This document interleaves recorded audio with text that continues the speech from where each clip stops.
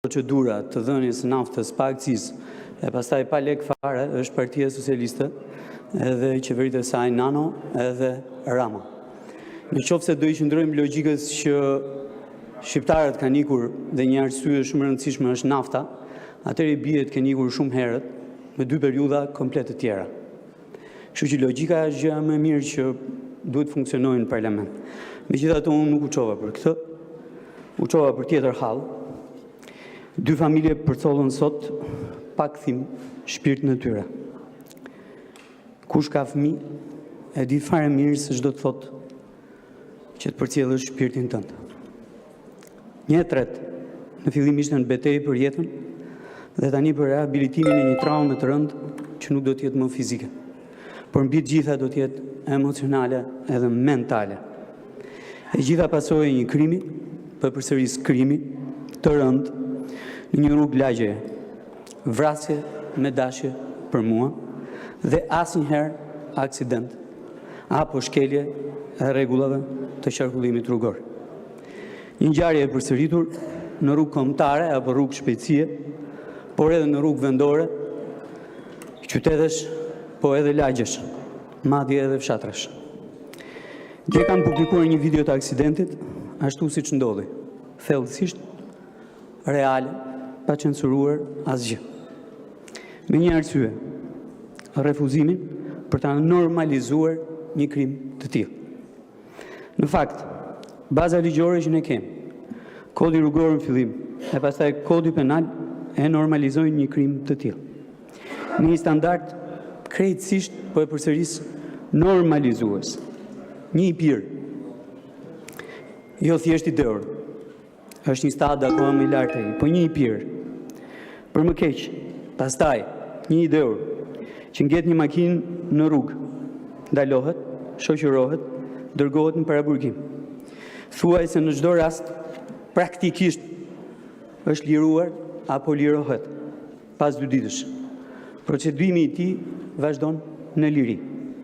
Në dimensionin e kodit rrugor, të deurit i hiqen 11 deri në 13 pikë, nga patenta me 20 deri në 30 pikë, nëse i deuri është kapur nga ora 22 e mbrëmjes deri në orën 6 mëngjesit. I hiqen 4 deri në 8 pikë, nëse i deuri është kapur nga ora 6 e mëngjesit deri në orën 22 të mbrëmjes. Ngarkohet nga një gjobë vetëm prej 20.000 lekësh. Praktika është që paguan 2 fishin e kësaj gjobe dhe me këtë mënyrë shmang pezullimin e patentes. Pra morali i gjithës është që ti mund të pish, ti mund të dehesh, ti mund të gazësh makinë, ti mund dalësh në rrugë, ti mund ndalohesh, ti mund shoqërohesh, ti mund shkosh në paraburgim, ti mund procedohesh, por në krahun tjetër, ty të hiqen vetëm pikë patente, e në krahun tjetër, akoma dhe më tutje, ty në rast se ke para, paguan në çast 2 fishin asaj gjobe dhe pezullimi i patentes tënde nuk ndodh.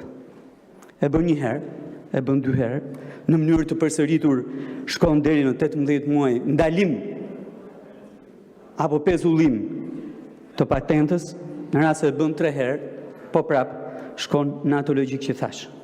Nga 0,73%, nga 0,73, siç ishte i dehuri i kësaj radhe, në 0,70 i hiqen 10 pikë, vetëm 10 pikë në patentën e tij. Ndërkohë, ai po hetohet për shkelje të rregullave të qarkullimit rrugor, drejtimin e mjetit në mënyrë të parregull, largim nga vendi i aksidentit. Ky është normalizimi ligjor që ne kemi. Ky është profili që përcakton sot kodi rrugor në referencë natyrisht të asaj që është votuar këtu shumë kohë më përpara. Ndërkohë banorët kanë një profil tjetër, pikërisht për të dehurin, profilin e një të forti që sundon lagjen, që sundon rrugët, që dehet dhe që vret njerëz. Natyrisht e kam thënë dje dhe do ta them këtu me zë të lartë në sallën e kuvendit.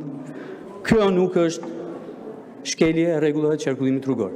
Kjo është vrasje. Dhe nëse ne duam të bëjmë diçka në këtë aspekt, gjëja e parë dhe themelore që duhet bëjmë është që ndryshimet e reja që vinë në kodin penal të riformulojnë pikërisht akte të tilla si vrasje me dashje.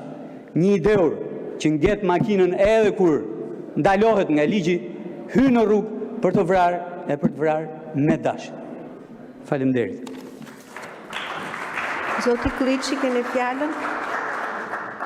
4 minuta.